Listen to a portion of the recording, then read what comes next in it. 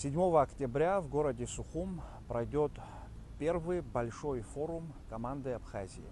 Это мероприятие проводится впервые.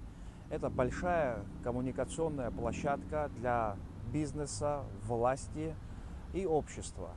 В рамках данного мероприятия будет происходить обмен мнениями, обмен различными проектными идеями для того, чтобы выработать более широкие взгляды на решение значимых и очень важных проблем и решений в социально-экономической жизни Республики Абхазия.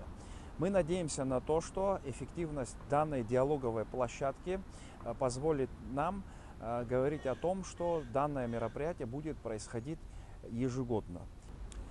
В рамках мероприятия предусмотрены подписание различных важных двусторонних документов с президентской платформой «Россия – страна возможностей». После пленарного заседания намечена работа 3 секций по важнейшим стратегическим направлениям развития Республики Абхазия. Первая секция – это вопросы, касающиеся туризма и развития туриндустрии в общем. Вторая секция – это вопросы энергетики, инфраструктуры Республики Абхазия. В рамках 3-й секции будут рассматриваться вопросы и проблемы социальной сферы, это образование, спорт, культура и многое другое.